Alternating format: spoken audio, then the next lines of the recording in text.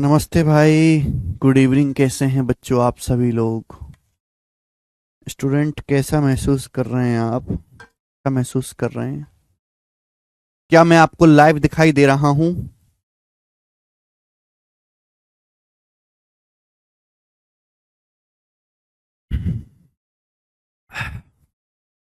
क्या मैं आपको लाइव दिखाई दे रहा हूं भाई? हाँ जी।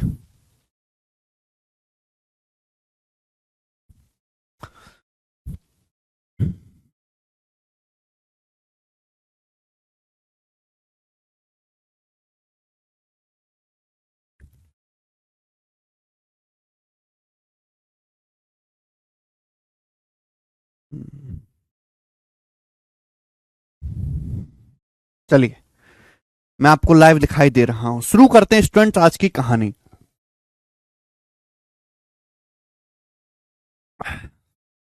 चलिए,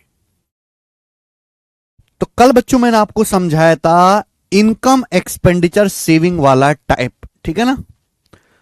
तो अब हम करेंगे यहां से सवाल नंबर 17, अगला टाइप। चलिए ध्यान से सुनिएगा मेरे दोस्तों। अगला टाइप सवाल आपके सामने आएगा टैक्स वाला। अगला क्वेश्चन आपके सामने आएगा मेरे दोस्तों टैक्स वाला। ध्यान से सुनिएगा, प्यार से समझिएगा। देखो, सुनो मेरे प्यारे भाई। देखो, आप जो भी कमाते हैं मेरे प्यारे भाई, वो होता है आपकी total income. Total income Hindi में कहते हैं कुल आय। हिंदी में क्या कहते हैं मेरे दोस्तों? इसको कुल आय। अब अगला टाइप आ रहा है सेकंड टाइप, टैक्स वाला। देखिए, आप जो पैसा कमाते हैं वो आपकी कुल कमाई है। अब टोटल इनकम में से सरकार कहती कि हमको इनकम टैक्स दो। क्या कहती है मेरे प्यारे भाई? हमको टैक्स दो। आप पैसा कमाते हैं, उसमें से कुछ पैसा आप सरकार को टैक्स देते हैं।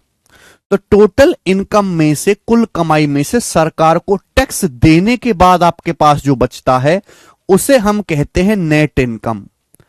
क्या कहते हैं मेरे प्यारे भाई? Net income. Net income Hindi में हम लोग इसको कहते हैं शुद्ध आय।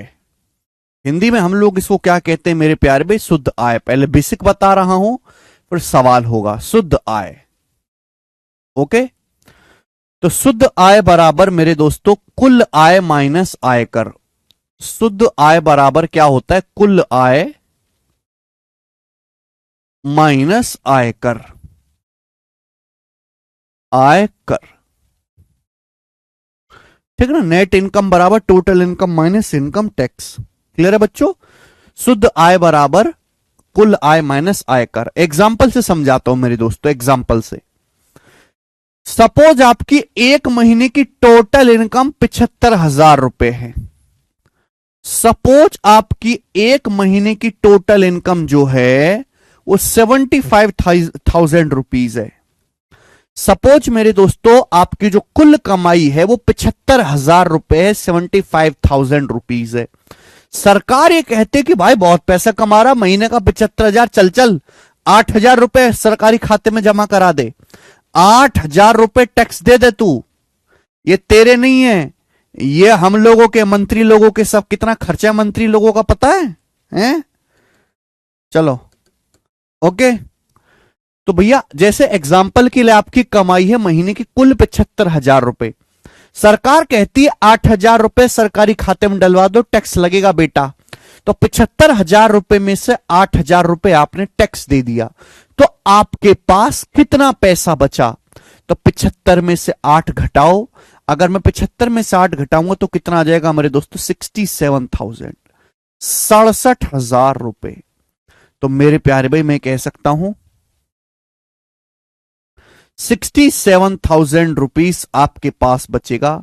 67,000 रुपए आपके पास बचेगा। आप बोलोगे हाँ जी सर, यही होता है नेट इनकम। यानी कि आपने बेशक एक महीने में 75,000 रुपए कमाया, लेकिन आप अपने ऊपर केवल 67,000 रुपीज ही खर्च कर पाओगे कि 8,000 रुपए मेरे दोस्तों सरकार ने आपसे टैक्स ले लिया।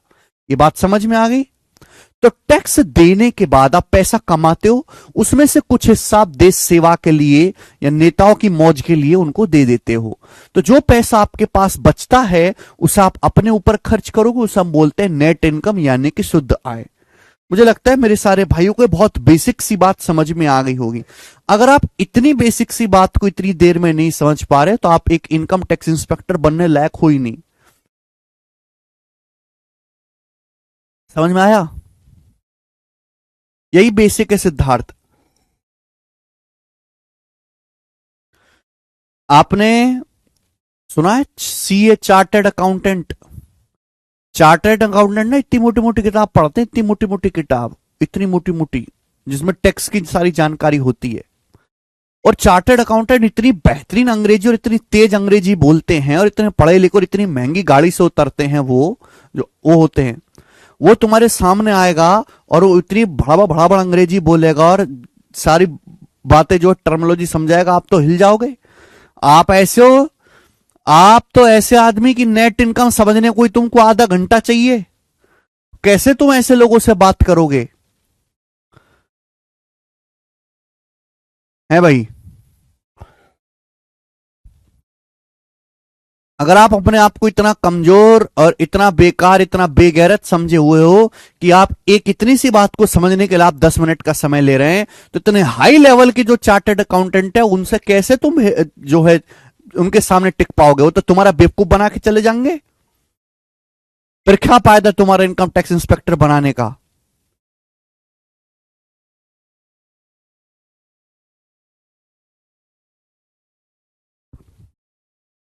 बताओ भाई। एक chartered accountant 15-20 income tax inspector के अब बराबर अकेला है नॉलेज में। समझ रहे हो? तो अपने आप को इतना गिरा हुआ, इतना नीच मत बताओ कि एक इतनी सी बात को समझने के लिए आप बेसिक की डिमांड करो। इसमें क्या बेसिक बताऊं मैं तुम्हें? किस चीज की कमी है?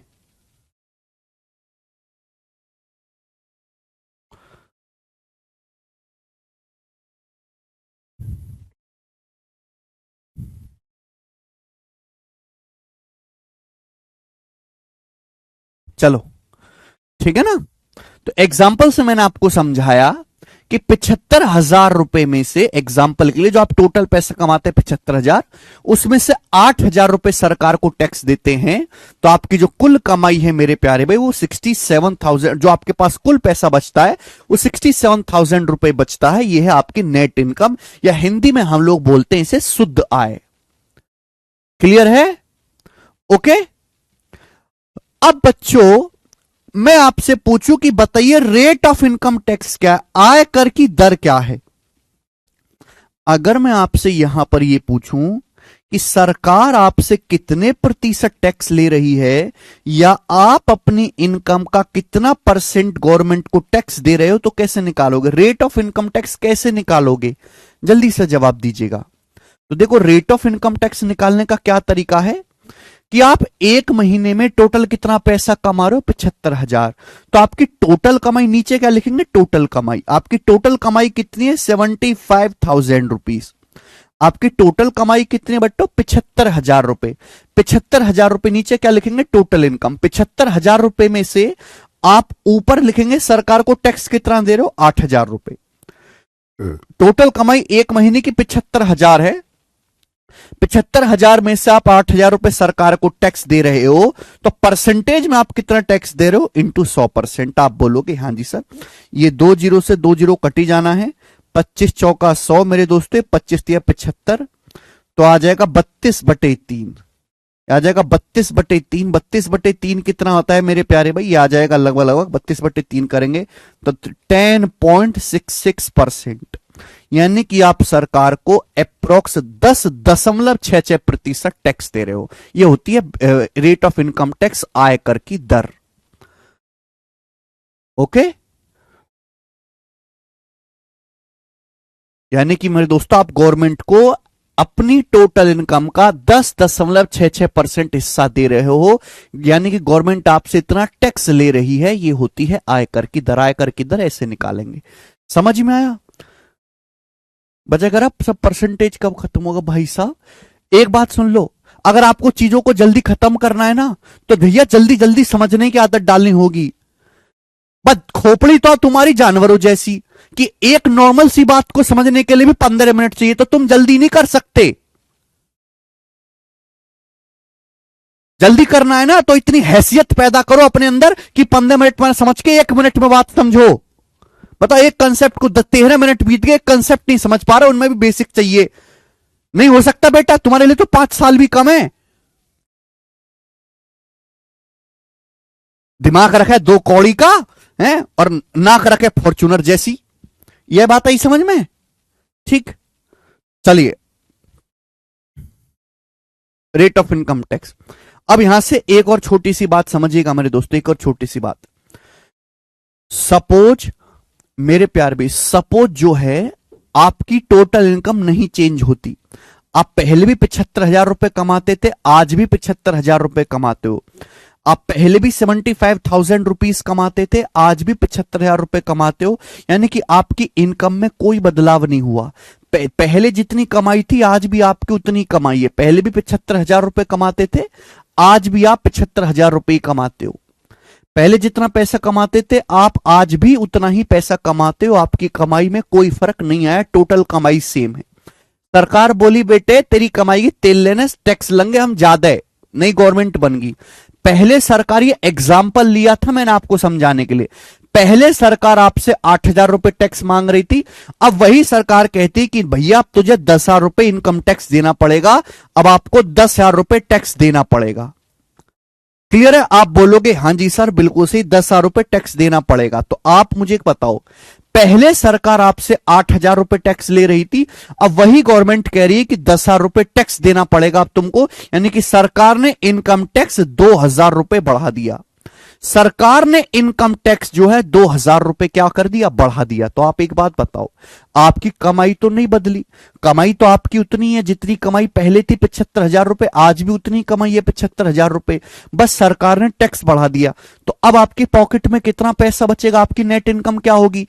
75,000 में से 10,000 घटाऊंगा 65,000, 75,000 में से 10,000 घटाऊंगा तो कितना आएगा? 65,000 रुपए। यानी कि अब आपके पास केवल 65,000 रुपए ही बचेगा। 75,000 कमाया था आपने मेरे दोस्तों, लेकिन 10,000 रुपए सरकार को टैक्स दे दिया, तो आपके पास बचा कितना? 65,000 रुपए। आप बोलोगे हां जी सर बिल्कुल सही, यानी कि आपकी पहले थी नेट इनकम 67,000, अब नेट इनकम 65,000 है। तो यानी कि मेरे दोस्तों पहले आपके पास 67,000 रुपए नेट इनकम बच रही थी, अब 65,000 रुपए बच रहे, यानी कि आपकी नेट इनकम 2,000 रुपए कम हो गई। आपकी जो शुद्ध आय है, जो नेट इनकम है, वो 2,000 रुपए कम होगी। बोलो बात समझ में आ गई कि नहीं आई समझ में? आप बोलोगे हां जी सर समझ में आई। तो कंसेप्ट ये बनता है कि अगर आपकी टोटल इनकम सेम है, अगर टोटल इनकम सेम है, कुल इनकम अगर आपकी सेम है, तो आप जितना टैक्स बढ़ाओगे, सरकार जितना टैक्स बढ़ाएगी, आपकी नेट इनकम उतनी ही कम हो जाएगी। ये टैक्स बनता है, ये कंसेप्ट बनता है। समझ में आ गया? कंसेप्ट यह है कि अगर आपकी इनकम फिक्स है, भाई रोटी तो फिक्स है, रोटी तो फिक्स है, अगर रोटी में से आप कुत्ते को ज्यादा टुकड़ा दे दोगे तो आपके पास खाने के लिए कम बचेगा कि नहीं बचेगा? ठीक है, समझ में आया? आपकी इनकम फिक्स है, आपकी इनकम उतनी है जितना पहले था, आज भी उतना ही है, लेकिन सरकार ने टैक्स 2,000 रुपए बढ़ा दिए, सरकार ने टैक्स बढ़ा दिया, तो आपकी नेट इनकम उतनी ही कम हो जाएगी। अगर आपकी इनकम फिक्स है तो सरकार जितना टैक्स बढ़ाएगी, नेट इनकम उतनी ही कम हो जाएगी, यानी कि टैक्स में परिवर्तन और नेट इनकम में परिवर्तन सेम होगा। मुझे लगता है ये कंसेप्ट आपको समझ में आया है। अब मेरे प्यारे भाई हम इस पर बेस सवाल करेंगे। सवाल नंबर 17 करो बेटे, क्या उत्तर है? ये कंसेप्ट है, ठीक है। 3-4 सवाल मैं आपको इस पे करवाऊंगा, बताएं। बोला जब इनकम टैक्स 1 रुपए में 8 पैसे है तो एक आदमी की नेट इनकम 3,09,580 रुपए है। यदि इनकम टैक्स 12 पैसे तक बढ़ा दिया जाता है तो उसकी नेट इनकम क्या होगी? बहुत बढ़िया सवाल है, बहुत प्यारा सवाल है। देखो मेरे दोस्तों, यह बात आपको क्लियर है कि जो नेट इनकम होती है वो कैसे निकाली जाती है? नेट इनकम कैसे निकालते हैं मेरे दोस्तों? नेट इनकम बड़ी सिंपल सी बात है कि हम टोटल इनकम में से टैक्स घटा देते हैं, आ जाती है नेट इनकम। मैं कंसेप्ट पढ़ा चुका हूं, बोला है जब इनकम टैक्स इज 8 पैसा इन ए रूपी, व्हेन इनकम टैक्स इज 8 पैसा इन ए रूपी। आप मुझे बताओ इस बात का क्या मतलब है? इस बात का क्या मतलब है ये बताओ। जब आयकर 1 रुपए में 8 पैसा है, इसका मतलब यह है कि अगर आप 1 रुपया कमाते हो ना, 1 रुपए का मतलब होता है 100 पैसे।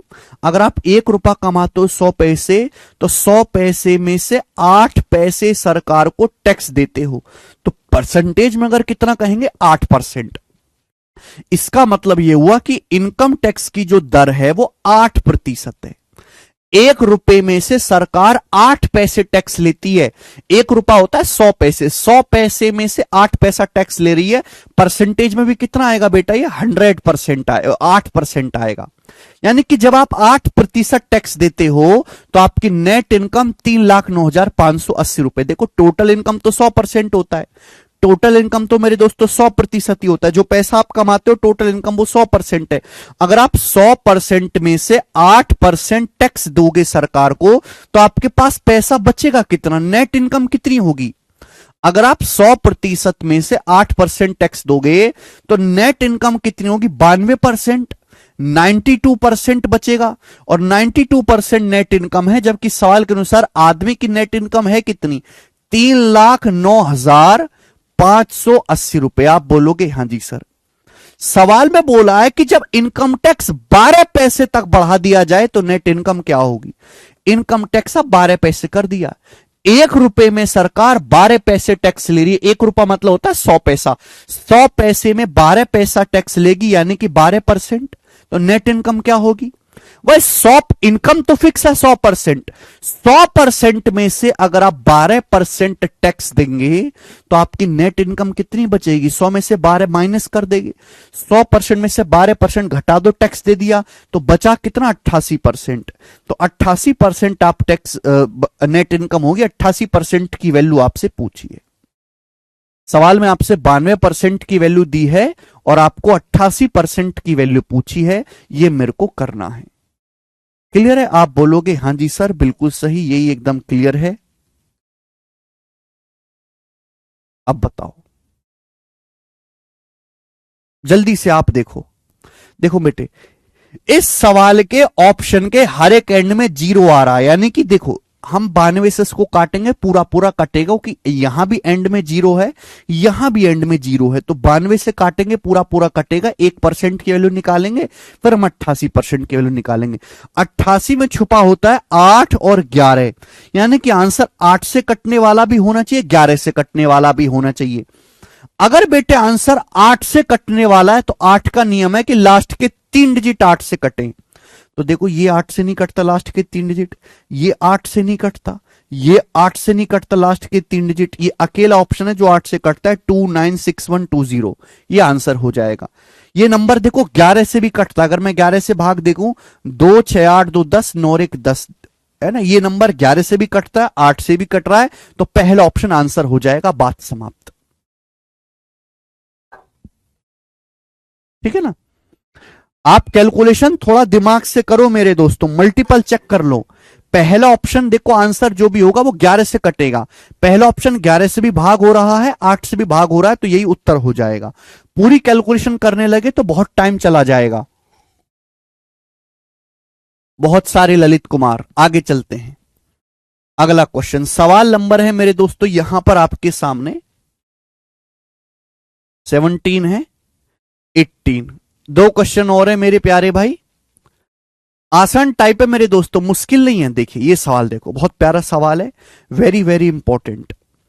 शायद ही ऐसा कोई सरकारी एग्जाम हो जिसमें सवाल ना आया हो, चाहे आप रेलवे का पेपर दें, पुलिस का पेपर दें, दरोगा का पेपर दें, सब एग्जाम में सवाल आया है। मैं आपको इस सवाल को दोनों तरीके से करवाऊंगा, बेसिक से भी, और मेरे दोस्तों फिर मैं इसका एक शॉर्टकट भी बना दूंगा। ये सवाल बार बार आता है पेपर में, बस डाटा बदल दिया जाता है। पहली लाइन बोला है, यदि इनकम टैक्स में 19% की वृद्धि हुई है तो नेट इनकम 1% कम हो गई, इनकम टैक्स की दर क्या है। बहुत बढ़िया।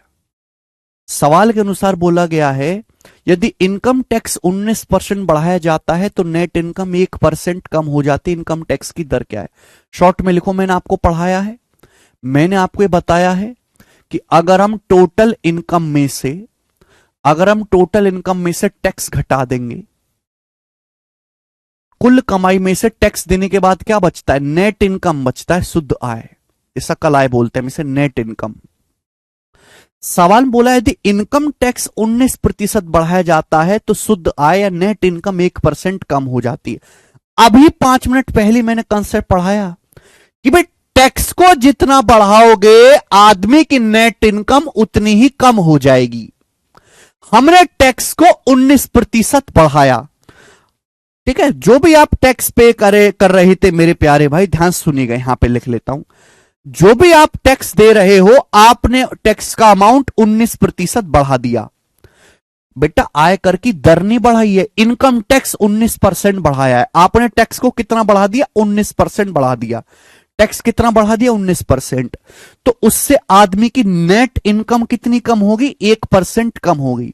नेट इनकम कितनी कम हो गई? 1%। अभी अभी मैंने समझाया भाई, इस सवाल में टोटल इनकम के बारे में तो कुछ नहीं कहा गया, यानी कि आदमी की टोटल इनकम सेम है, कमाई जितनी पहले थी आज भी उतनी है।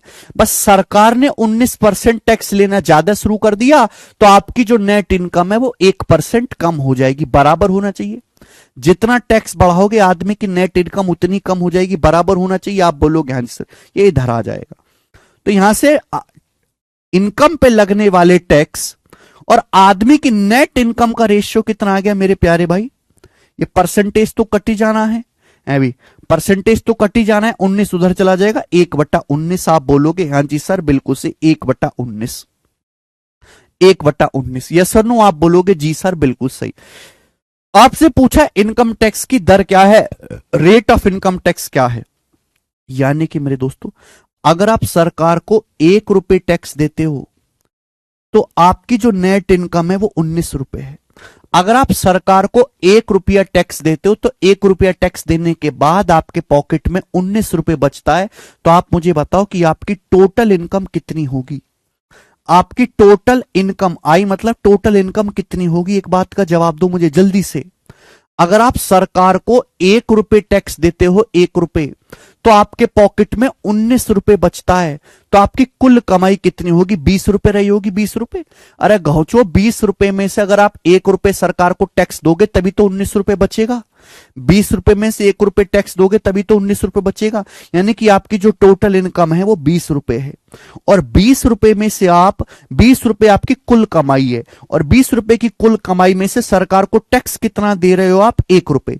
20 रुपए में से आप सरकार को 1 रुपए टैक्स दे रहे हो। परसेंटेज में कितना आएगा मेरे दोस्तों? परसेंटेज में आएगा इंटू 100%। तो ये कितना आ गया?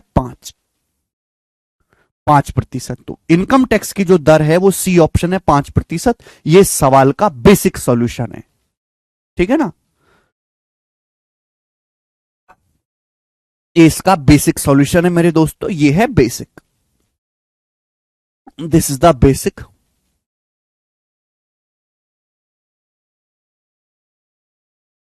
हर एक चीज आपके सामने लिखी हुई है यहां पर, ठीक है ना। चलो, अब पेपर में ये नहीं करना, आपको पता जरूर होना चाहिए क्योंकि इंपॉर्टेंट कंसेप्ट है। अगर आज आप एग्जाम पास भी कर गए तो जब आपकी नौकरी लग जाएगी तो नौकरी लगने के बाद भी डिपार्टमेंट में पढ़ाया जाएगा आपको ये, ठीक है ना। अब अंडरस्टैंड नहीं कर सकते तो कुछ नहीं हो सकता बेटे तुम्हारा। अगर आप इस बात को नहीं समझ पा रहे तो तुम कुछ भी समझने लायक नहीं हो बेटा, कुछ और काम कर लो जिंदगी में। अब यहां पे शॉर्टकट, तो आप एक रट्टू तोड़ते हो बेटे, फिर आप रट लो शॉर्टकट। देखो जब भी ये सवाल आएगा मेरे दोस्तों, बार बार सेम सवाल आएगा, बस यहां पे डाटा बदला हुआ होगा, बस ये डाटा चेंज होगा। आपसे क्या पूछा गया? आयकर की दर, रेट ऑफ इनकम टैक्स पूछा गया। बोला है जब इनकम टैक्स 19% बढ़ जाता है, आयकर 19% बढ़ जाता है, 19%, तो नेट इनकम 1% कम हो जाती है। क्या? नेट इनकम 1%, नेट इनकम 1% कम हो जाती है। ये एक रखना है ऊपर, और नीचे क्या करना है? नीचे इन दोनों को जोड़ देना, नीचे इन दोनों को जोड़ देना है। आप बोलोगे हाँ जी सर, ये डायरेक्ट शॉर्टकट है, ये आपके आयकर की दर है। ये डायरेक्ट शॉर्टकट है, आयकर की दर है 1/20, और 1/20 ही 5% होता है। 1/20 ही 5% होता है, बात खत्म, कुछ भी करने की जरूरत नहीं है, कुछ भी। एक और सवाल, एक और सवाल, ऐसा ही सवाल नंबर है आपके सामने यहां पर 19। करेंगे बेटे, इस सवाल का क्या आंसर है? करो।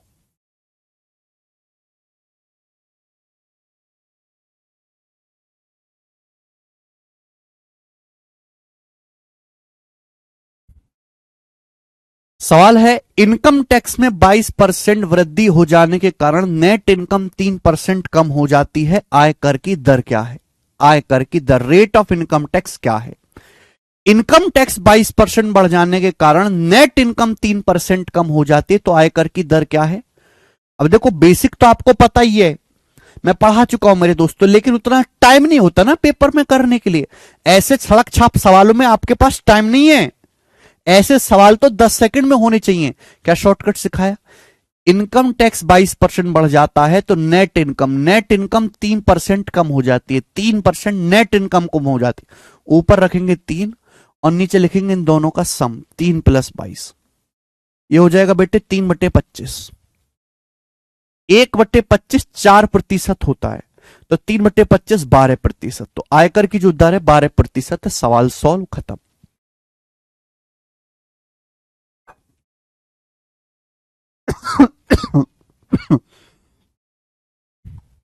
मुझे लगता है कि आप इस टाइप को समझ पाए हैं, ठीक है ना? ये इसका शॉर्टकट है। ओके, देखो मेरे प्यारे भाई, ऐसे ही पढ़ाया जाता है और आपको इसी तरीके से समझना पड़ेगा। मैं जैसे क्लास शुरू हुई, मैंने आपके सामने बोला कि आज देखो हम नया टाइप शुरू करेंगे, सेकंड टाइप। सबसे पहले मैंने उसका बेसिक समझाया, ये कि नेट इनकम क्या होता है, इनकम टैक्स क्या होता है, नेट इनकम क्या होता है, हिंदी में क्या कहते हैं, ये कैसे निकाला जाता है, आयकर की दर क्या होती है, हर चीज को एग्जाम्पल से समझाया। हर एक चीज यहां पे बहुत डिटेल में लिखी हुई है। फिर मैंने आपको बहुत धीरे धीरे करके 3 सवाल उस पर करवा दिए, जो तीनों बेसिक सवाल थे, ठीक है ना? अब आप मुझे बताओ, इसके अलावा आपको और कौन सा बेसिक चाहिए?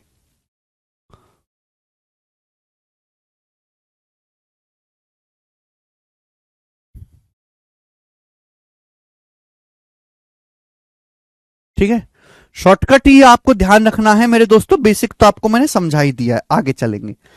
अगला टाइप, अगला टाइप मेरे दोस्तों आपके सामने आएगा, अगला टाइप। और इस अगले टाइप पे आपको 1 2 3 4 5 6 क्वेश्चंस होंगे। अगला टाइप मेरे प्यारे भाई, ठीक है ना?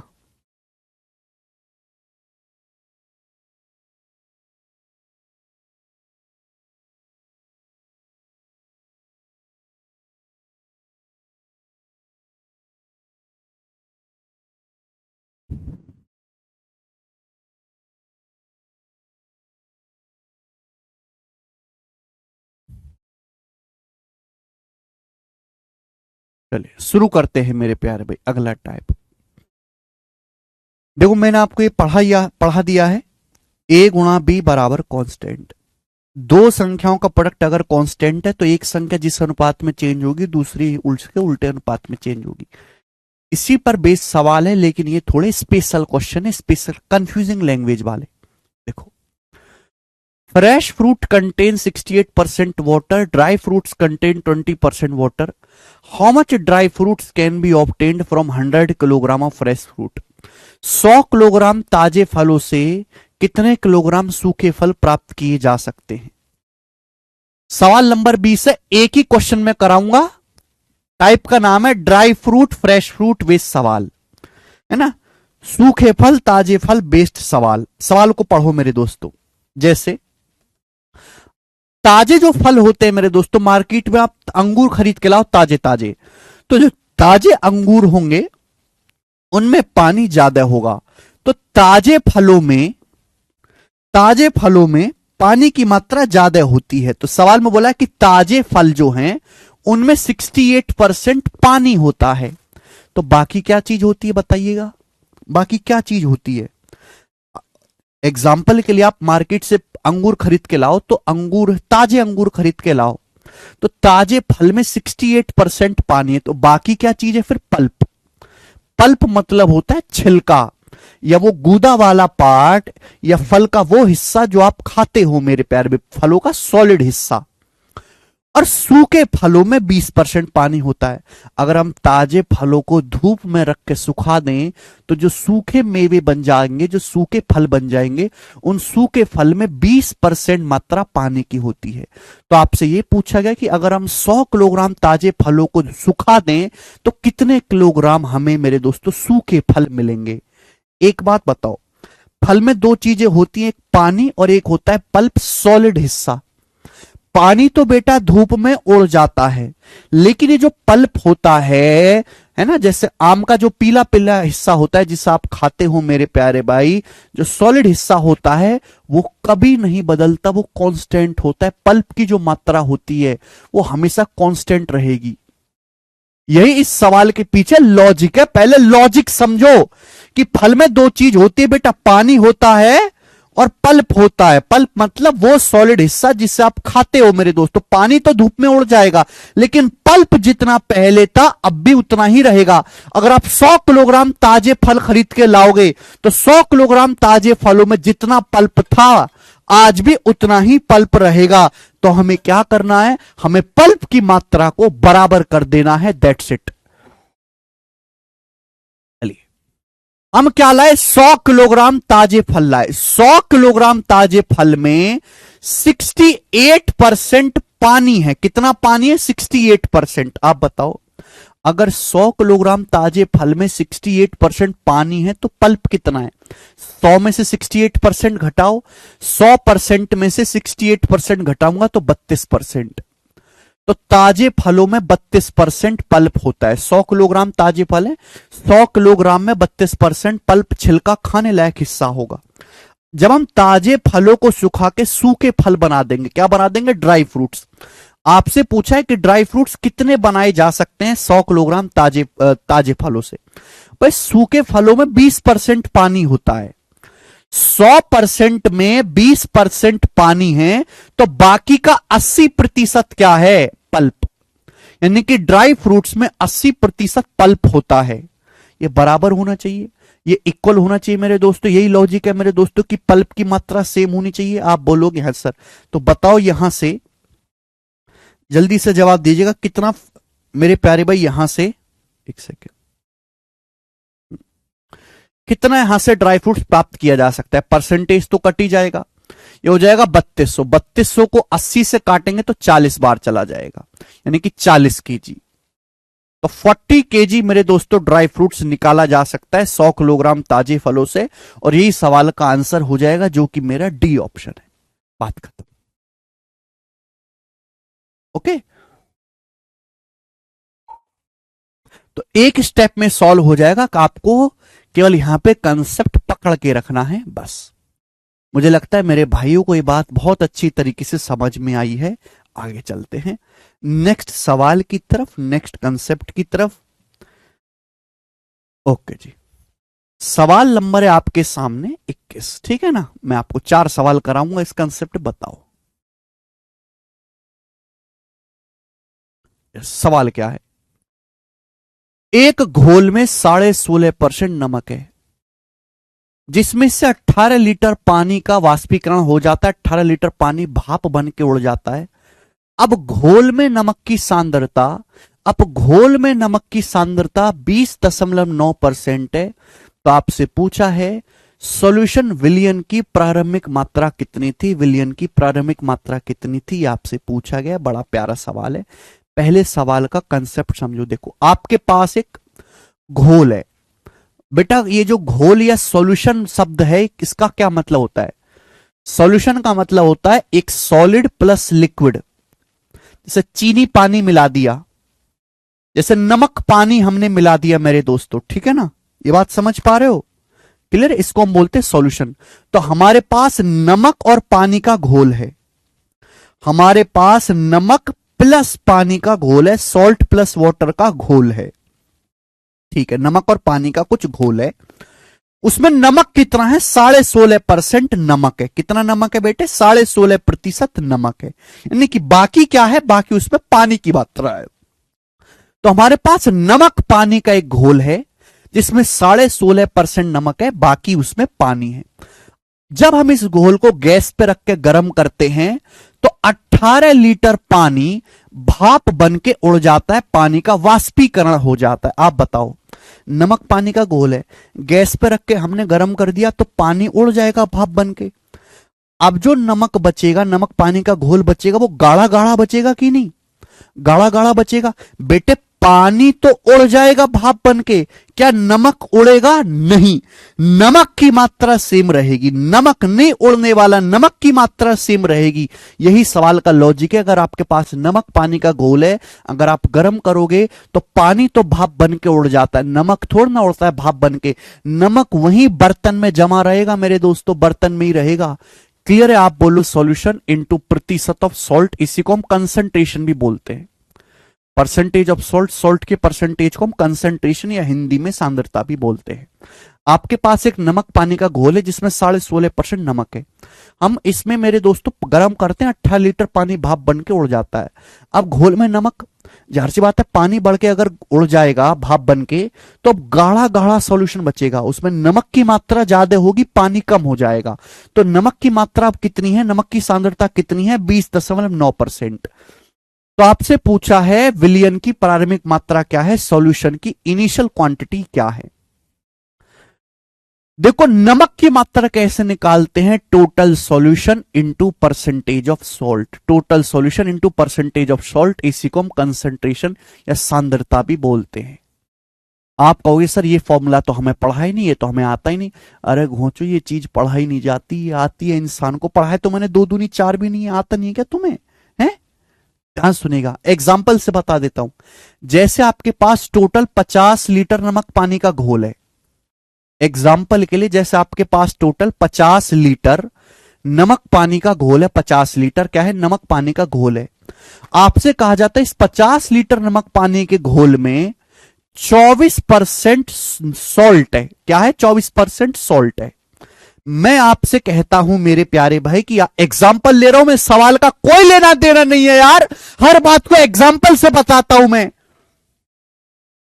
जैसे आपके पास 50 लीटर घोल है और इस 50 लीटर घोल में 24% नमक है। नमक का प्रतिशत कितना है? 24%। या हिंदी में बोलूं तो उसमें नमक का कंसंट्रेशन है, नमक की सांद्रता 24% है।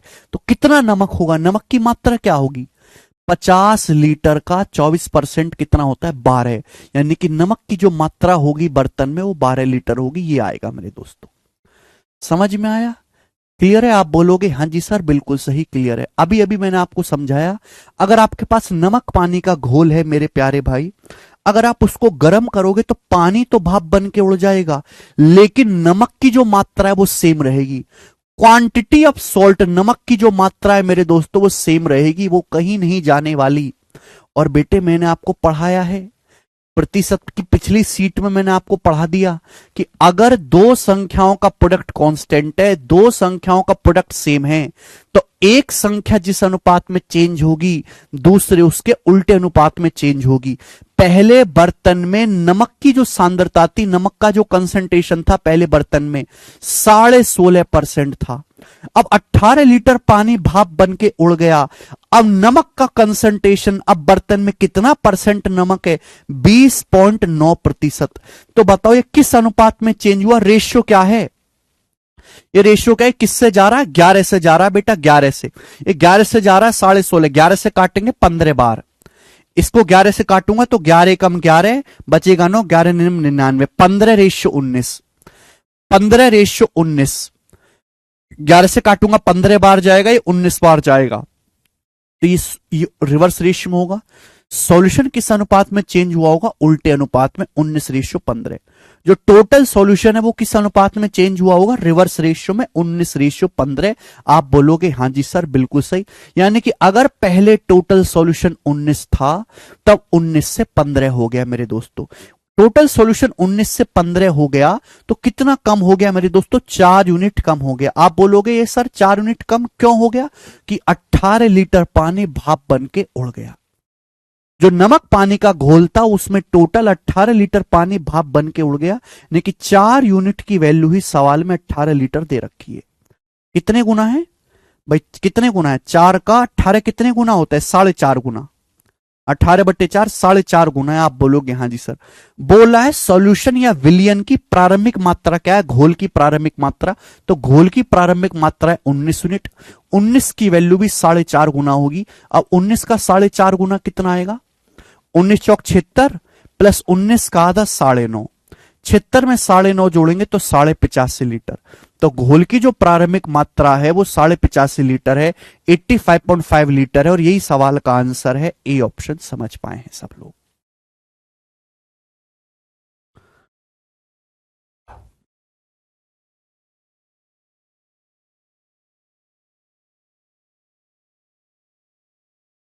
ठीक है, 85.5 लीटर।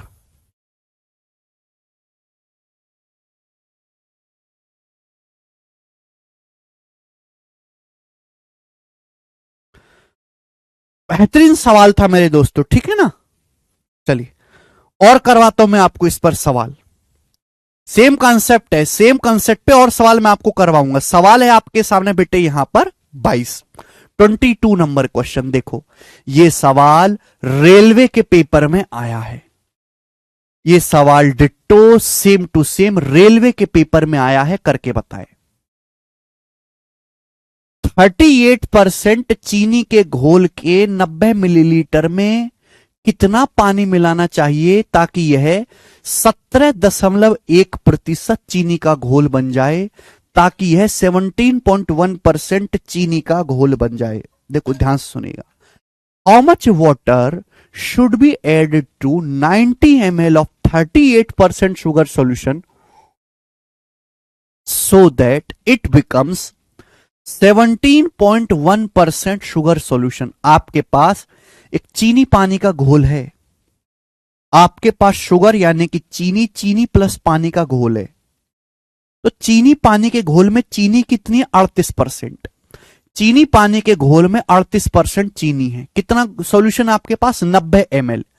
चीनी पानी का 90 मिलीलीटर आपके पास सॉल्यूशन है, घोल है। चीनी पानी का 90 मिलीलीटर घोल है, ठीक है ना। आपके पास चीनी पानी का एक घोल है, 90 मिलीलीटर घोल है, उसमें 38% चीनी है। बोला यह गया है कि कितना पानी और इसमें मिलाया जाए कि चीनी की जो सांद्रता है, जो चीनी का परसेंटेज है, वो 17.1% हो जाए। जाहिर सी बात है, चीनी पानी का घोल है, अगर आप उसमें पानी मिला दोगे तो भैया सॉल्यूशन पतला हो जाएगा, भाई चीनी कम रह जाएगी, पानी ज्यादा हो जाएगा। तो चीनी कम हो जाएगी तो चीनी का परसेंटेज भी कम हो जाएगा मेरे प्यारे भाई, ठीक है ना। आप बोलोगे हाँ जी सर कितना पानी हमको मिलाना चाहिए। सिंपल सी बात है, अगर चीनी पानी का घोल है, आप उसमें पानी मिला रहे हो तो चीनी तो नहीं मिलाई, चीनी की क्वांटिटी तो सेम है। शुगर तो आपने नहीं ऐड करी, शुगर की क्वांटिटी तो सेम है। आप बोलोगे हाँ जी सर मेरे प्यारे भाई। आप बताओ, शुगर की मात्रा तो सेम रहेगी भाई, जितना शुगर पहले था आज भी उतना ही शुगर है, आपने केवल पानी मिलाया है। तो शुगर की मात्रा कैसे निकाली जाती है? शुगर की मात्रा होती है टोटल सॉल्यूशन, टोटल घोल into percentage of sugar, total घोल इंटू परसेंटेज ऑफ शुगर। भाई टोटल सॉल्यूशन में जितना परसेंटेज शुगर होगा उससे मल्टीप्लाई करके आप शुगर की मात्रा निकाल सकते हो, ठीक है ना। शुगर सेम रहेगा, चीनी पानी का घोल है, आपने उसमें पानी मिलाया, चीनी नहीं मिलाई, तो जितना चीनी पहले था आज भी चीनी की मात्रा उतनी है। परसेंटेज बदल जाएगा चीनी का, लेकिन चीनी की क्वांटिटी सेम उतनी ही रहेगी। पहले था 90 मिलीलीटर सॉल्यूशन है, उसमें चीनी कितनी है? 38%, 38% चीनी है। बोला है कितना पानी मिलाना चाहिए जिससे चीनी का जो कंसंट्रेशन है, चीनी का जो परसेंटेज है, वो 17.1% हो जाए। देखो मैं पढ़ा चुका हूं, दो संख्याओं का प्रोडक्ट कांस्टेंट है, एक संख्या जिस रेशियो में चेंज होगी दूसरे उसके उल्टे अनुपात में चेंज होगी। बताओ ये रेशियो कितना है? पहले 38 था, 17.1 हो गया। बताओ ये रेशियो कितना है, किससे जा रहा है? दशमलव हटाओगे तो यहां जीरो आएगा, 19 से। 19 से जा रहा है, 19 दूनी 38, 19 निम्मा 171, 20:9। ये 20:9 है। तो सॉल्यूशन की क्वांटिटी उल्टी होगी, रिवर्स। केशव देखना क्लास को क्या हो गया। हम्म।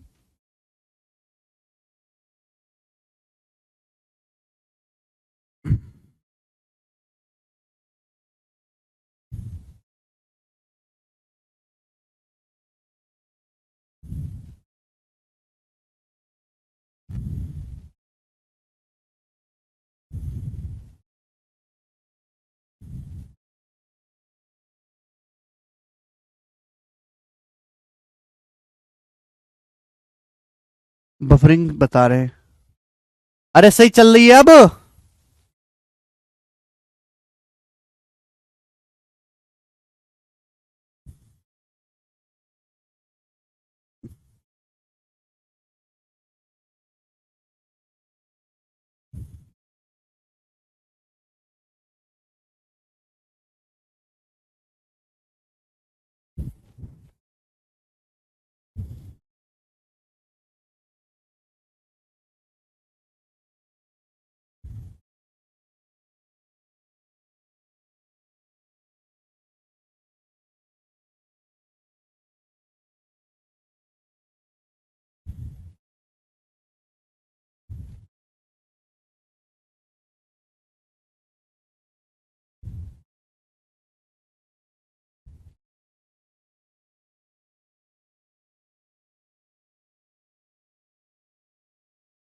अरे ठीक है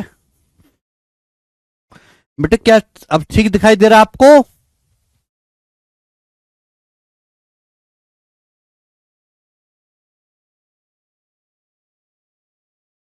ये एप्लीकेशन में गड़बड़ हो रहा है?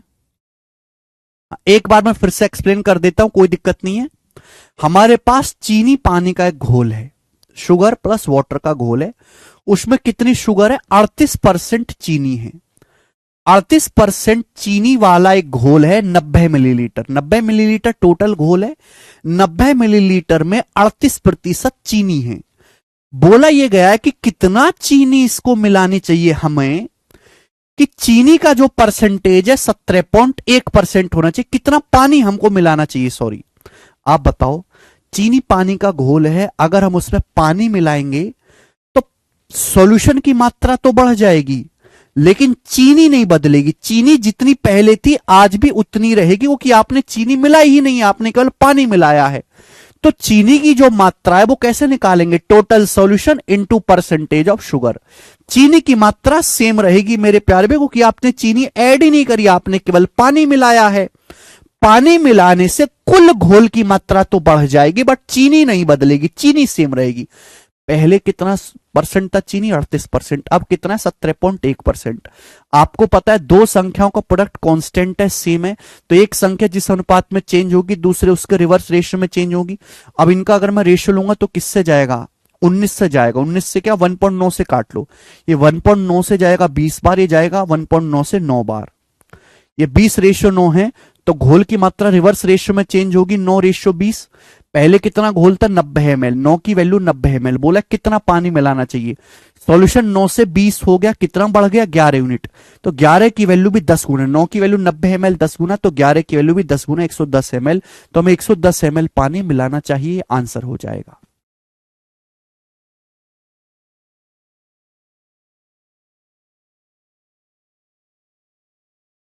मुझे लगता है सभी बच्चों को समझ में आया है। आगे चलेंगे बेटे।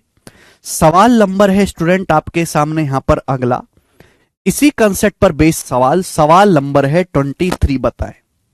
सवाल नंबर 23 बनाओ। कौन करेगा जी इस क्वेश्चन को?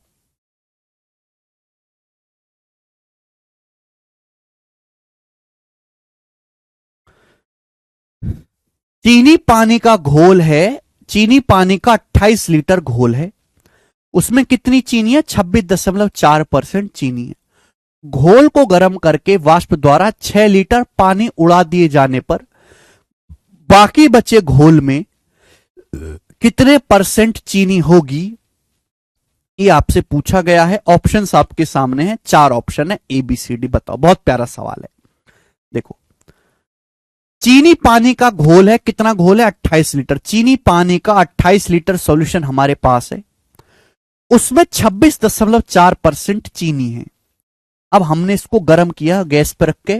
जब गर्म किया तो चीनी तो नहीं उड़ेगी, चीनी तो बर्तन में रहेगी। 6 लीटर पानी उड़ गया जी भाप बन के।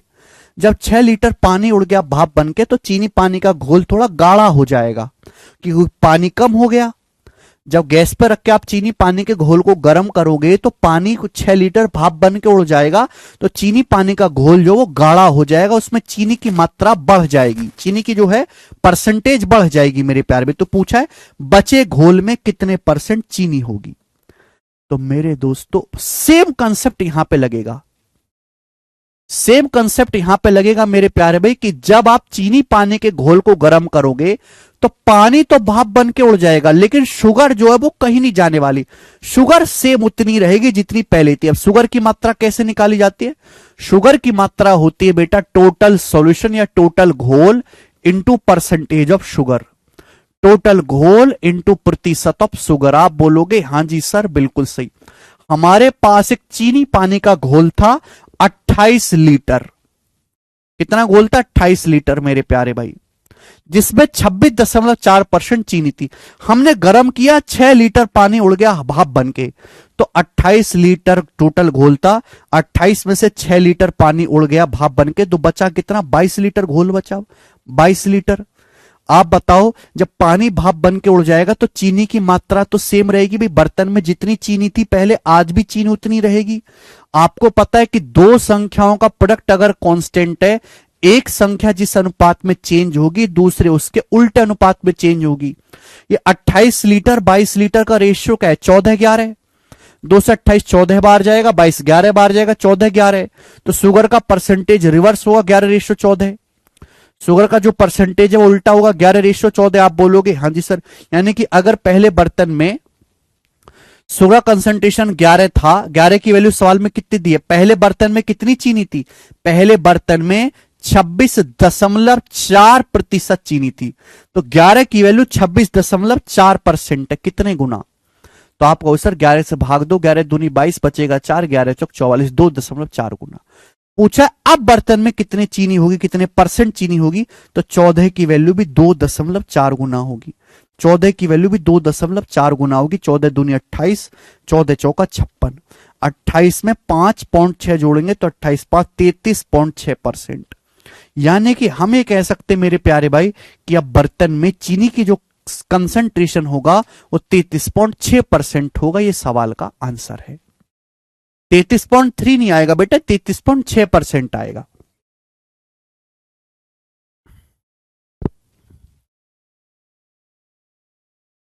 बताओ मजा आया?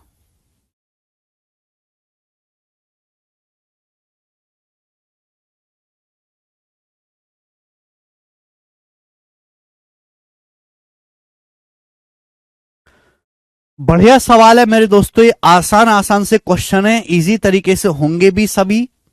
ठीक है ना? अगला सवाल लेंगे हम इस पर। सवाल नंबर है बच्चे, दूसरी शीट कहां से आ गई?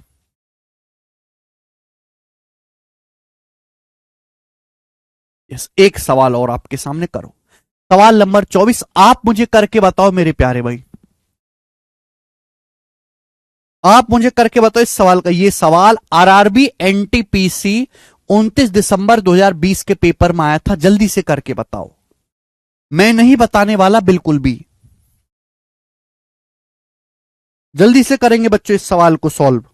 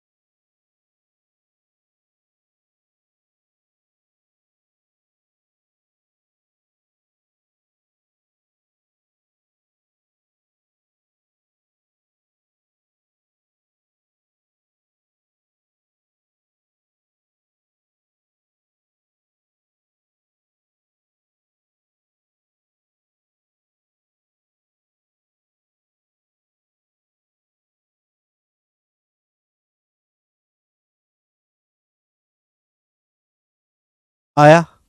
अरे यार तुमने तो कर दिया, तुम तो बड़ी समझदार हो।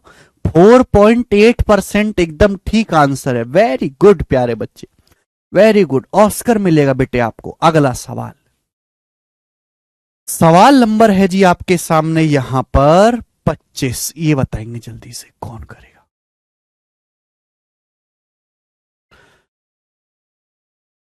ठीक है, नेक्स्ट क्वेश्चन बताओ। अगला टाइप है मेरे दोस्तों, एक ही क्वेश्चन हम इस टाइप का कराएंगे, ज्यादा करवाने में विश्वास नहीं रखते मेरे प्यारे भाई। एक शहर में 40% पुरुष शादीशुदा है, 25% महिलाएं शादीशुदा हैं। यह मानते हुए कि कोई भी आदमी एक से ज्यादा बार शादी नहीं करता है, nobody is married more than once, तो आपसे पूछा है कितने परसेंट जनसंख्या विवाहित है, कितने परसेंट शादीशुदा है। बहुत प्यारा सवाल है, बहुत बेसिक सवाल है, करेंगे मेरे दोस्तों। बिल्कुल अलग क्वेश्चन है। जैसे एक शहर है, एक शहर में 40% पुरुष शादीशुदा हैं और 25% महिलाएं शादीशुदा हैं। शहर है तो केवल शहर के बारे में सोचो, शहर से आगे की दुनिया मत सोचो। ठीक है भाई। कोई भी आदमी एक से अधिक बार शादी नहीं करता है, तो पूछा पूरी जनसंख्या का कितना परसेंट मैरिड है। भाई मैंने मान लिया कि एक शहर में एम मेल है, एक शहर में मेरे दोस्तों हमने मान लिया कि एम तो मेल है और मेरे दोस्तों डब्ल्यू जो है वो आपके एम मेल है और एफ जो है मेरे दोस्तों फीमेल है। बात समझ में आ गई? आप बोलोगे हाँ जी सर। हमने मान लिया कि एक शहर में एम पुरुष है और एफ फीमेल है मेरे प्यारे भाई। तो बोला गया है कि 40% पुरुष शादीशुदा है, तो मेल पॉपुलेशन का 40% शादीशुदा है, यानी कि दुखी है। मेल का, पुरुषों का 40% शादीशुदा है। महिलाएं कितनी शादीशुदा है? 25%। तो फीमेल का 25% मैरिड है, यानी कि दुखी कर रही हैं। फीमेल का 25% शादीशुदा है। आप बोलोगे हाँ जी सर। तो आपको यह बात पता होनी चाहिए कि भी कोई भी आदमी एक से ज्यादा शादी नहीं करता है कोई भी, यानी कि एक आदमी करेगी एक औरत से शादी, एक औरत करेगा एक आदमी से शादी, यानी कि जितने आदमियों की शादी हुई होगी, जितने पुरुष की शादी हुई होगी, उतनी ही औरतों की भी शादी हुई होगी।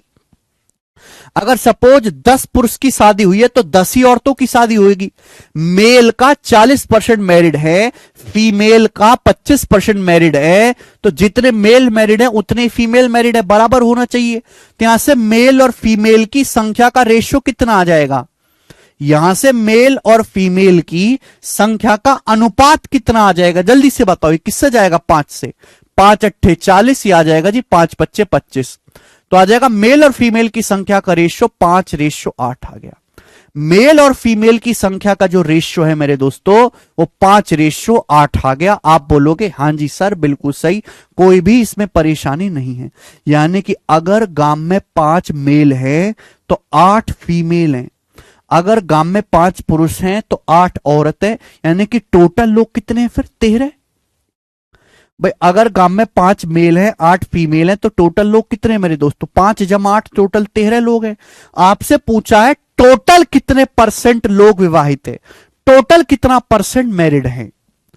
तो मेरे प्यारे भाई एक बात का जवाब दो, अगर गांव में 5 पुरुष है तो 8 औरत है, पुरुषों का 40% शादीशुदा है।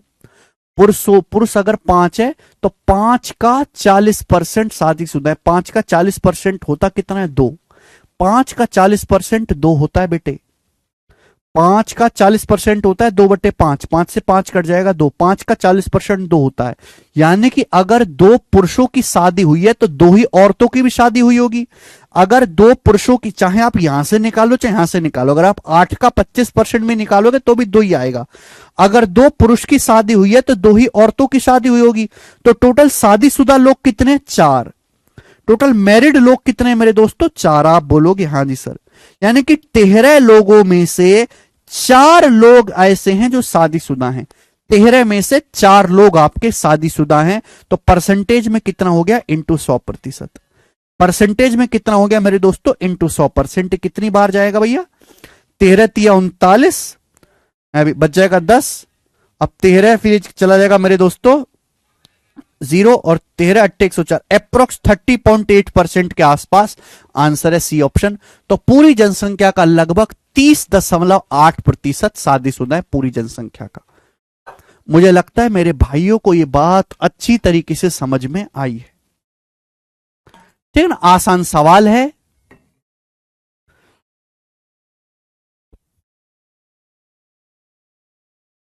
आगे चलते हैं मेरे प्यारे भाई, नेक्स्ट कंसेप्ट की तरफ, नेक्स्ट वैरायटी की तरफ, नेक्स्ट टाइप की तरफ। सब लोग अपनी कॉपी में लिखेंगे मेरे दोस्तों, percentage break method. Percentage break method अगला जो कंसेप्ट है मेरे दोस्तों, परसेंटेज ब्रेक मेथड है। बहुत प्यारा कंसेप्ट है, उम्दा कंसेप्ट, परसेंटेज ब्रेक मेथड। ठीक है ना, परसेंटेज ब्रेक मेथड। ओके, चलो, परसेंटेज ब्रेक मेथड। मैं इस मेथड को समझने के लिए मैं आपसे एक बहुत छोटी सी बात पूछता हूं, एक एग्जांपल पूछता हूं। जैसे भाई एक गांव में आदमी भी रहते हैं, औरत भी रहते हैं। एक गांव में मेल भी रहते हैं, फीमेल भी रहते हैं, और मेल प्लस फीमेल मिला के होता है टोटल लोग। मेल प्लस फीमेल मिला के होता है कुल लोग, टोटल। आप बोलोगे हां जी सर ये तो बहुत मामूली सी बात है। बच्चों मैं आपसे एक सवाल पूछता हूं कि एक गांव में मेल जो है, पुरुष जो वो 5% बढ़ गए। एक गांव में पुरुष आबादी 5% बढ़ गई, पुरुष आबादी, पुरुष 5% बढ़ गए, और औरतों की आबादी भी 5% बढ़ गई। यानी कि पहले जितनी औरतें थीं अब उससे 5% ज्यादा औरतें गांव में मौजूद हैं। पुरुष भी 5% बढ़ गए, औरत भी 5% बढ़ गई। तो आप बताओ कुल आबादी कितना प्रतिशत बढ़ जाएगी? कुल आबादी कितना प्रतिशत बढ़ जाएगी, ये मेरा सवाल है। बहुत छोटी सी बात पूछी है मेरे प्यारे भाई, लेकिन मेरे दोस्तों समझ नहीं पाएंगे। जैसे एक गांव में आदमी, पुरुष भी रहते हैं, औरत भी रहती हैं। अब पुरुषों की जो आबादी है, जो पुरुषों की पॉपुलेशन है, वो 5% बढ़ गई। यानी कि अगर पहले 100 पुरुष थे तो 5 बढ़ के 105 हो गए। औरतों की आबादी भी 5% बढ़ गई। आप मुझे बताओ तो टोटल आबादी यानी कि मेल प्लस फीमेल कितना परसेंट बढ़ जाएगा?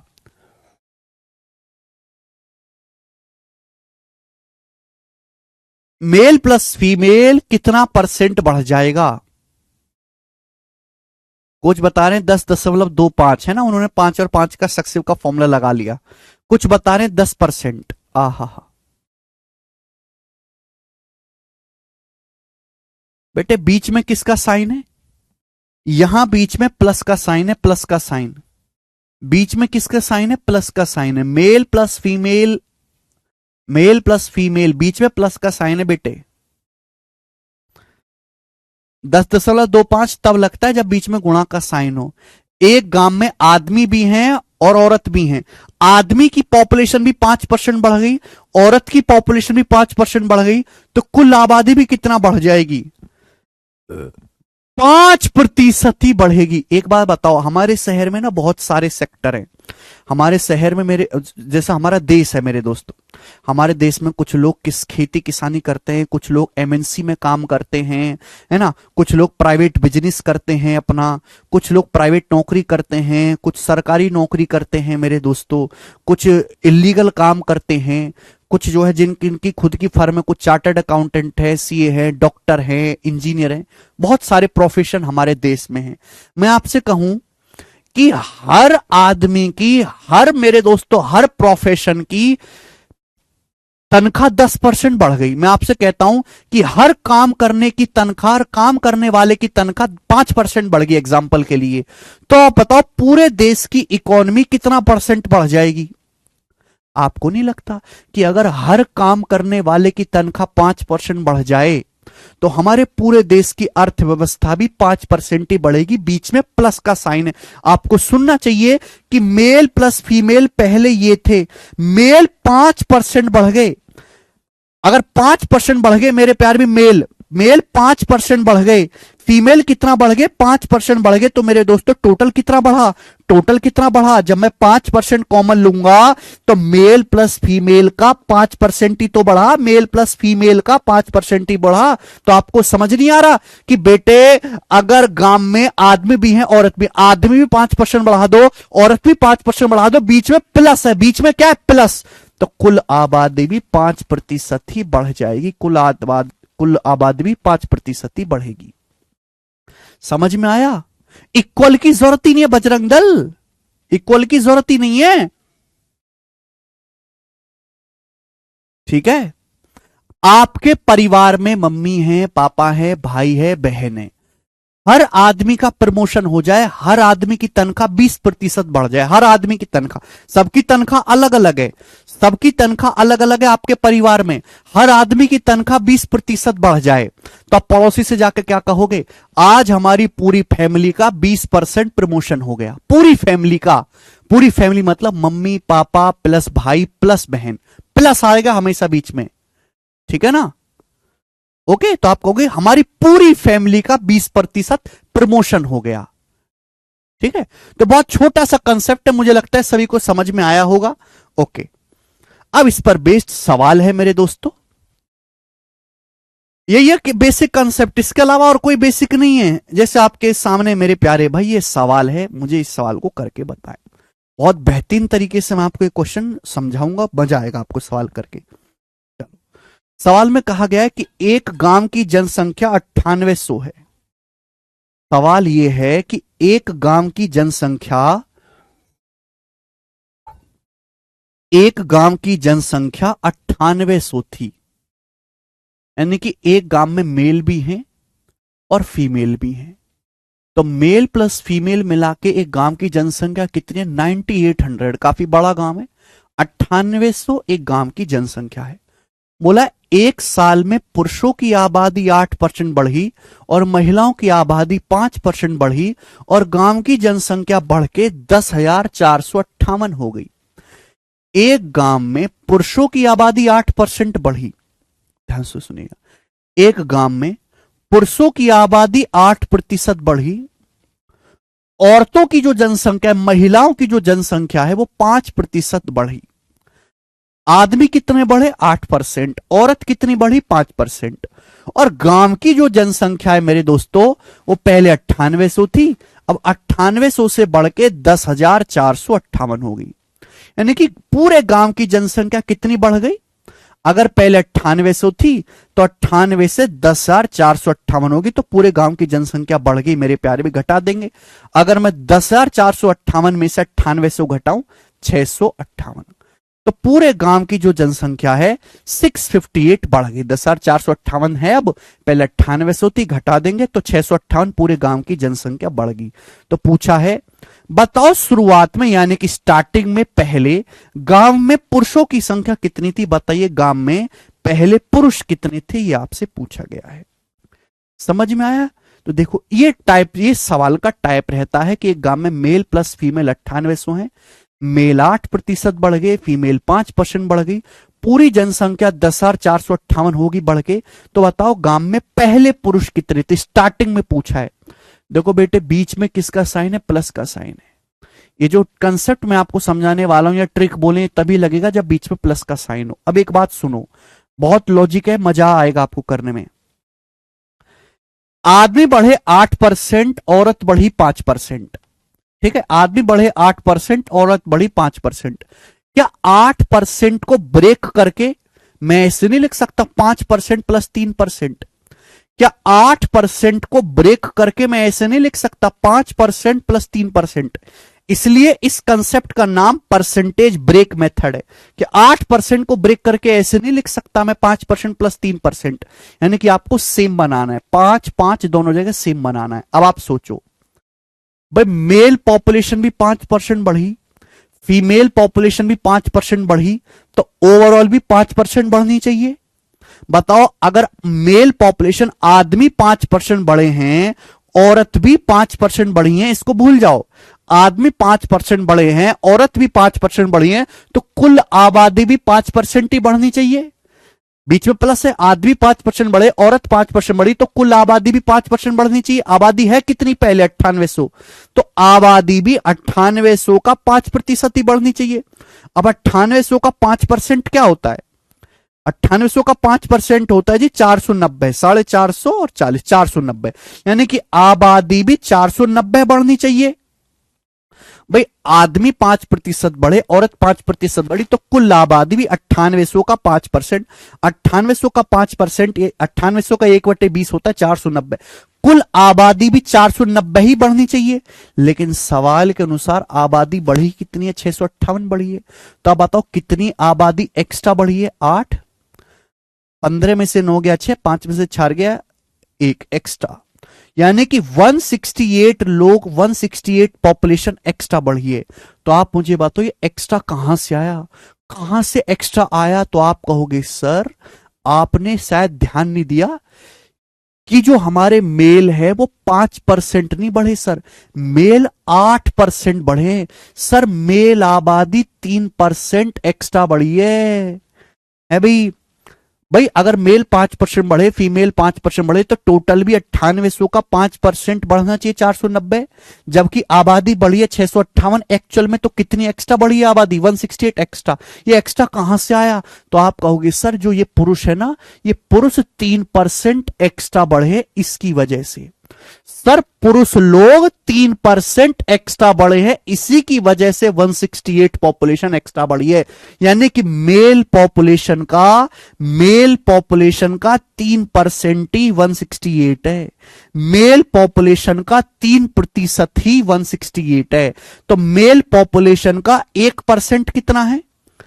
तो 3 पंजे 15, 3 चिंग 18, 56। मेल पॉपुलेशन का 100% कितना है? 100 से गुणा। मेल पॉपुलेशन का, ये मेल पॉपुलेशन का 3% है बेटा, मेल पॉपुलेशन का 3% 168 है, तो मेल पॉपुलेशन का 100% कितना है? 5600। यानी कि हम ये कह सकते हैं कि उस गांव में शुरुआत में 5600 पुरुष है, 5600। और इस सवाल का जो आंसर है ये पूछा था कि गांव में पहले पुरुषों की संख्या कितनी थी? 5600। बी ऑप्शन आंसर है। मुझे लगता है हर बालक समझा होगा।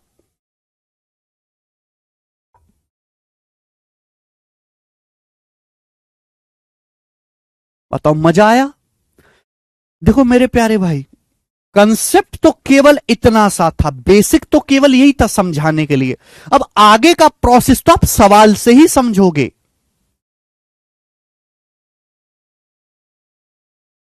मजा आया? हां, एलिगेशन से भी हो जाएगा मेरे प्यारे भाई, लेकिन यह तरीका ज्यादा आसान है। सक्सेसिव नहीं लगता बेटे, सक्सेसिव तब लगता है जब बीच में मल्टीप्लाई हो, ये प्लस है। यानी कि शुरुआत में 5600 पुरुष, अगर आपसे पूछा है औरत कितनी है, आपसे भी तो पूछ सकता है कि औरतों की जनसंख्या कितनी? भाई टोटल 9800 है, 98 में से 5600 पुरुष हैं, तो औरत कितनी होंगी? 9800 में 5600 घटाओ तो 4200, 4200, तो 4200 आपकी औरतें हैं। 5600 प्लस 4200, 9800 हो गया। सवाल में आपसे ये भी पूछ सकता है कि मेल और फीमेल का डिफरेंस क्या है, ये भी पूछता है पेपर में कि मेल और फीमेल जनसंख्या का अंतर क्या है। तो 5600 4200 का अंतर भी पूछ सकता है। 5600 4200 का डिफरेंस कितना है? मेल और फीमेल का डिफरेंस कितना है? 5600 में से 4200 घटाएंगे 1400, तो मेल और फीमेल का जो डिफरेंस है वो 1400 है, और ये आपका आंसर हो जाएगा। आपसे कुछ भी पूछ सकता है। एक सवाल देखो बच्चों हम आपसे और करवाते हैं, जो कि सवाल आपके सामने आएगा मेरे दोस्तों यहां पर 27 नंबर क्वेश्चन करके बताएं इस सवाल का क्या आंसर है। बहुत प्यारा सवाल होगा। ये जो सवाल आपके सामने स्क्रीन पर है, ये दिल्ली पुलिस कांस्टेबल के पेपर में आया है लेटेस्ट, वो भी 2023 पे। बोला एक कस्बे की जनसंख्या 7000 है, एक कस्बे की जनसंख्या 7000 है, कस्बे में मेल भी है फीमेल भी है, तो मेल प्लस फीमेल मिलाकर कितना है बेटा? एक कस्बे में टोटल 7000 लोग रहते हैं टाउन में। अब बोला है पुरुष और महिला जनसंख्या में प्रतिशत वृद्धि क्रम से 11% और 8%। मेल पॉपुलेशन 11% बढ़ गई, मेल पॉपुलेशन 11% बढ़ गई, फीमेल पॉपुलेशन 8% बढ़ गई, फीमेल पॉपुलेशन 8% बढ़ गई। तो आपसे पूछा है नई जनसंख्या 7,680 होगी। अब जनसंख्या कितनी होगी? 7,680। तो बताओ जनसंख्या कितनी बढ़ गई? जनसंख्या कितनी बढ़ी बताइए जल्दी से। अगर पहले 7,000 लोग थे तो अब 7,680 लोग हो गए, तो जनसंख्या बढ़ी कितनी है? 680। जनसंख्या कितनी बढ़ी है मेरे दोस्तों? 680, 680 जनसंख्या बढ़ी है। आपसे पूछा कस्बे में महिला नागरिक कितनी है? जनसंख्या बढ़ी कितने? 680। कस्बे में महिला नागरिकों की संख्या क्या है? यह आपसे पूछा गया है। बहुत बढ़िया सवाल मेरे दोस्तों, तो ब्रेक करके लिख सकते हैं। एक आसान सी चीज आपको बताता हूं मेरे प्यारे भाई, आप ऐसे जरूरी नहीं कि आप 11 को, देखो दो रास्ते हो सकते हैं। कुछ बच्चे क्या करेंगे, इस 11% को ऐसे लिख लेंगे 8% जमा 3%। लेकिन आपसे पूछे क्या है? महिला जनसंख्या। आप इस 8 को भी ब्रेक करके लिख सकते हो। 8 को भी ब्रेक करके ऐसे लिखा जा सकता है बेटे, 11% माइनस 3% लिखा जा सकता है। 8 को भी ब्रेक करके 11% माइनस 3%। बेसिकली दोनों जगह सेम बनना चाहिए, सेम होना चाहिए। आपसे अगर मैं कहूं कि मेल पॉपुलेशन 11% बढ़ गई, फीमेल 11% बढ़ गई, तो टोटल पॉपुलेशन भी 11% ही बढ़नी चाहिए। अगर मेल 11% बढ़ गए, फीमेल 11% बढ़ गई, तो टोटल पॉपुलेशन भी 11% ही बढ़नी चाहिए। भाई मेरे दोस्तों, टाउन में टोटल 7,000 लोग हैं। अगर आदमी 11% बढ़ गए, औरत 11% बढ़ गई, तो टोटल भी 7,000 का 11% 770 बढ़ना चाहिए। टोटल भी मेरे दोस्तों 770 बढ़ना चाहिए। 7,000 का 11%, 11 770 बढ़ना चाहिए। जबकि एक्चुअल में पॉपुलेशन बढ़ी कितनी है? 680। तो कितनी पॉपुलेशन कम बढ़ी है? 90। 90 पॉपुलेशन कम बढ़ी है। पॉपुलेशन बढ़नी चाहिए मेरे दोस्तों 770, जबकि एक्चुअल में पॉपुलेशन बढ़ी कितनी है? 680। तो कितनी पॉपुलेशन कम बढ़ी है? 90 पॉपुलेशन कम बढ़ी है। आप बताइए कम पॉपुलेशन क्यों बढ़ी है? वाई दिस कम बढ़िंग? तो आप कहोगे सर ये जो औरतें हैं, ये औरत जो हैं वो सर 11 नहीं बढ़ी, वो तो केवल 8% ही बढ़ी हैं। सर औरतें 3% कम बढ़ी हैं। सर औरतें 3% कम बढ़ी हैं। आप बोलोगे हाँ जी सर बिल्कुल सही, औरतें 3% कम बढ़ी हैं। तो औरतों की संख्या का 3% ही 90 है। औरतों की संख्या का 3% ही 90 के बराबर है। तो औरतों की संख्या का 1% कितना है? 30। 3 से भाग दे दो। औरतों की संख्या का 100% कितना है? 100 से गुणा कर दो, 3,000। यानी कि कस्बे में महिला नागरिकों की जो संख्या है वो 3,000 है। तो आंसर डी ऑप्शन है। समझ में आई?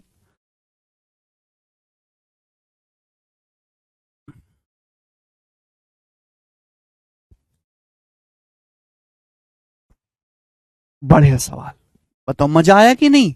चलिए एक और क्वेश्चन करेंगे। देखो जितना मैं पढ़ाता हूं बेटे, जितना मैं प्रैक्टिस करवाता हूं उतना काफी है। ये भारत में अकेला ऐसा बैच है जीरो टू हीरो जिसमें आप पढ़ रहे हो, जिसमें मैं आपको केवल ये कह रहा हूं कि केवल हाथ जोड़ के विनती है, केवल क्लास पढ़ लो।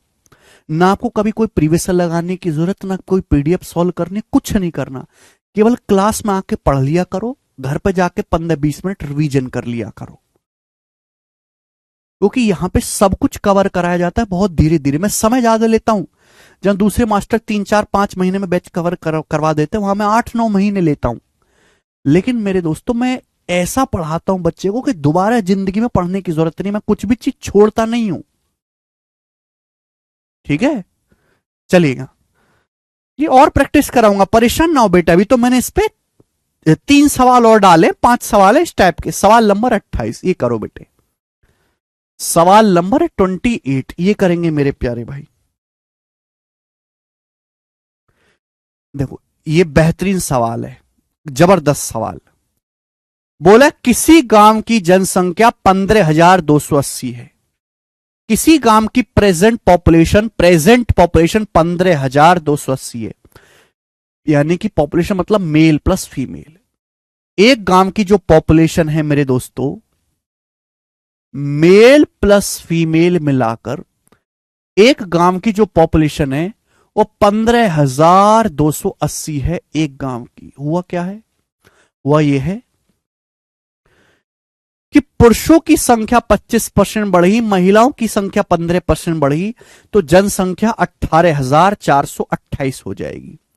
बोला गांव में पुरुषों और महिलाओं की प्रेजेंट पॉपुलेशन के बीच का अंतर ज्ञात करें। सवाल में बोला गया है कि गांव में मेल और फीमेल पॉपुलेशन के बीच का डिफरेंस ज्ञात करें, मेल और फीमेल के बीच का डिफरेंस ज्ञात करें, सवाल में आपसे पूछा गया है। तो देखो ये इस सवाल की तरह हो जाएगा। ये जो मैंने आपको सवाल बताया कि मेल पॉपुलेशन निकाल लो, फीमेल निकाल लो, दोनों का डिफरेंस ले लो, आंसर आ जाएगा। अब देखो एग्जामिनर ना बहुत बार जानबूझ के डिफरेंस ही पूछता है कि मेल और फीमेल का डिफरेंस बताओ। प्रेजेंट पॉपुलेशन 15,280 है और आपको प्रेजेंट में ही मेल फीमेल पॉपुलेशन का डिफरेंस बताना है। तो मेरे पास इसकी सुपर ट्रिक है मेरे दोस्तों। ट्रिक में ट्रिक मेरे प्यारे भाई आपको कहीं भी नहीं मिलेगी मेरे प्यारे दोस्त, ठीक है। बहुत मेहनत से रिसर्च करके बनाया जाता है मेरे दोस्तों आपके पास कंटेंट। तुमको 1500 रुपए में सस्ता मिल रहा है ना, इसलिए कदर नहीं है बच्चों को, ठीक है, वरना कीमत तो इसकी लाखों में है।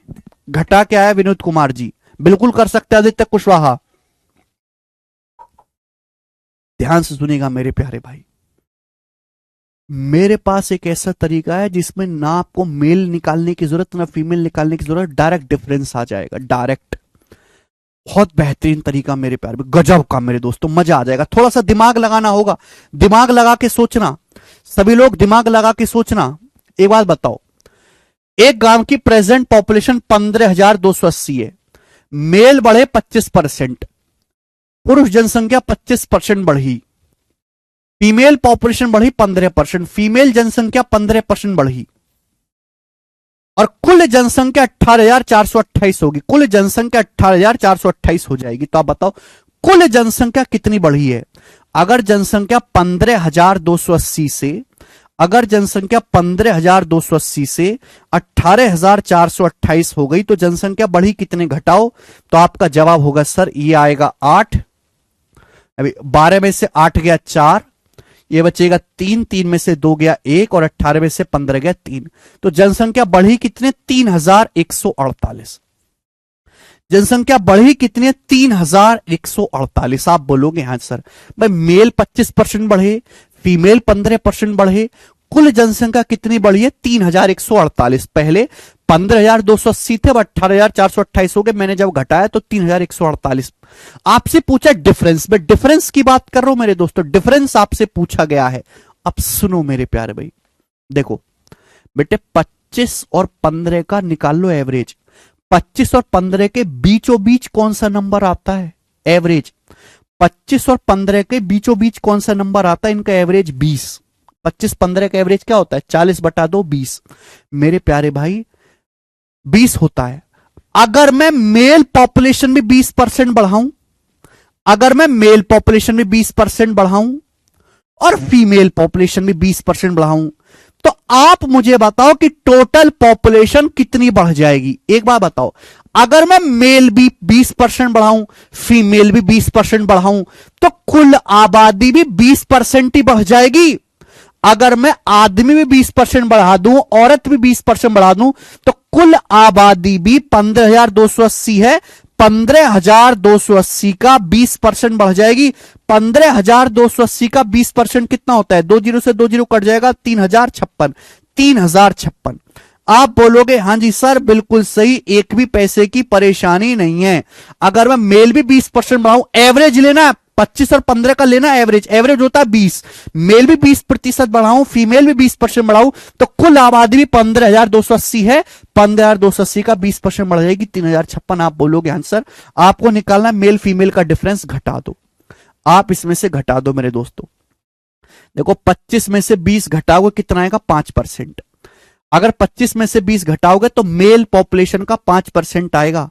25 में से 20 घटाओगे कितना आएगा, मेल पॉपुलेशन का 5%।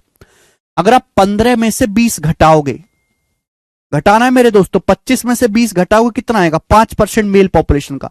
अगर आप 15 में से 20 घटाओगे तो माइनस का 5 आएगा, फीमेल पॉपुलेशन का 5% आएगा। बताइएगा, अगर आप 15 में से 20 घटाओगे, 15 में -20 -5, फीमेल पॉपुलेशन का ये -5 आएगा। आप बोलोगे हाँ सर, और आप इसमें से इसको घटाओगे मेरे दोस्तों, कितना आएगा, जल्दी से घटाओ, कितना आएगा, 2। 14 में से 5 गया मेरे दोस्तों 9, ये 92।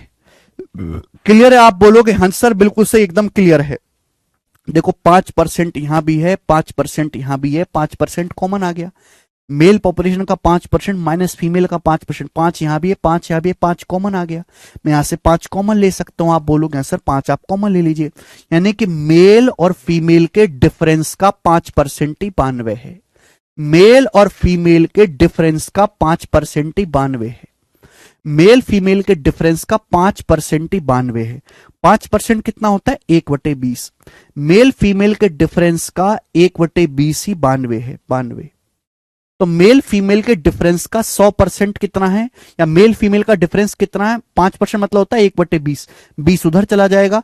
मेल फीमेल का डिफरेंस कितना है? 92 गुणा 20 यानी कि 1840। 2 दूनी 4, 2 नाम 18, 1840। ये सवाल का आंसर है। ये मेल फीमेल का डिफरेंस है। दुनिया में कहीं भी चला जाओ, इससे शॉर्ट तरीका, इससे आसान तरीका पूरी दुनिया में उपलब्ध नहीं है। मैंने आपको बेशक समझाने के लिए टाइम लिया है, लेकिन एक्चुअल में अगर आपके ऊपर प्रैक्टिस बैठ जाए ना, तो करने में इसको 15 सेकंड ही लगेंगे। 15 सेकंड। विष्णु कुशवाहा कह रहे हैं सर एक बार बता दिए 20% क्यों लिया? 20% ही एक ऐसी वैल्यू है, 20% ही ऐसी वैल्यू है, जब मैं इनका डिफरेंस लूंगा तो सीधा मेरे दोस्तों मेल फीमेल का डिफरेंस आएगा, इसलिए लिया है।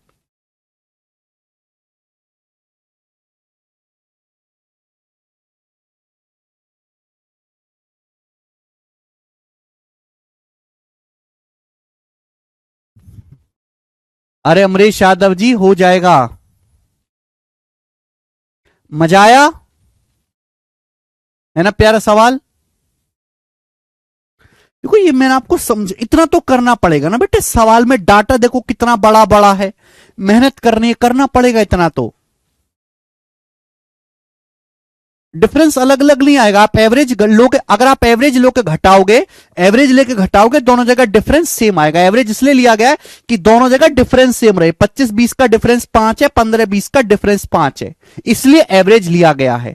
ऐसे हर सवाल में एवरेज ही लेना होगा, शॉर्ट हो जाएगा आपको ना। मेल पॉपुलेशन क्या फायदा रहा ऐसा करने का? फायदा ये रहा कि ना आपको मेल पॉपुलेशन निकालनी पड़ी, ना फीमेल निकालनी पड़ी। बेसिक से आप करोगे, ठीक है ना, या इस तरीके से करोगे तो इसमें क्या है, पहले आपको मेल जनसंख्या निकालनी पड़ेगी, फिर फीमेल निकालनी पड़ेगी, फिर दोनों को घटाना पड़ेगा, तो टाइम लग जाएगा। ठीक है।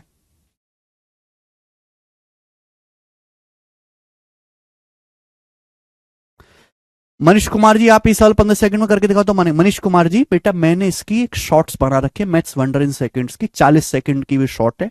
मैंने 40 सेकंड में सवाल पढ़ा भी है, सवाल करा भी है और समझाया भी है। ठीक है ना। मैथ्स वंडर इन सेकंड्स हमारा यूट्यूब चैनल है। उस यूट्यूब चैनल पे मैं ना डेली जो है मेरे दोस्तों 3 शॉर्ट्स अपलोड करता हूं, ऐसे ट्रिकों की, कंसेप्ट की। सब बच्चे उस चैनल को जरूर सब्सक्राइब कर लो। ठीक है ना। आप मेरी बात का विश्वास करो कि जो चीज मैं आपको 15 मिनट में समझाता हूं ना, 15 मिनट में, वो एक्चुअल में बच्चे करते हैं 30 सेकंड में, वो होती है 30 सेकंड में। तुमसे नहीं हो पा रही, तुम्हारे बस की नहीं है, तो इसका मतलब ये नहीं है कि लोग करते नहीं है।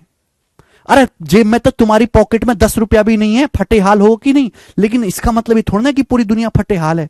अरे पूरी दुनिया जो है पर मिनट करोड़ों रुपए कमा रही है, पर मिनट।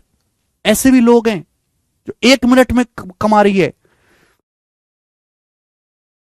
सबको ऐसा ना समझिए बेटा, ये वही बैच है जहां से सबसे ज्यादा बच्चे पढ़ के निकले हैं, सबसे ज्यादा सिलेक्शन हुआ है, सबसे ज्यादा टॉपर यहीं से पढ़ते हैं, ये वही बैच है।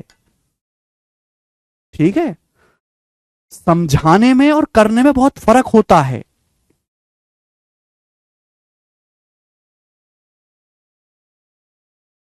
ओके।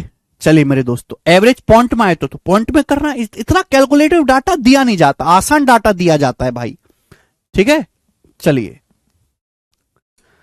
आसान ही डाटा दिया जाता है पेपर में, कैलकुलेटिव देगा तो बहुत टाइम लग जाएगा, वो तो कैलकुलेशन है ही। चलिए आज इतना ही, बाकी हम कल करेंगे इसके आगे। बाय।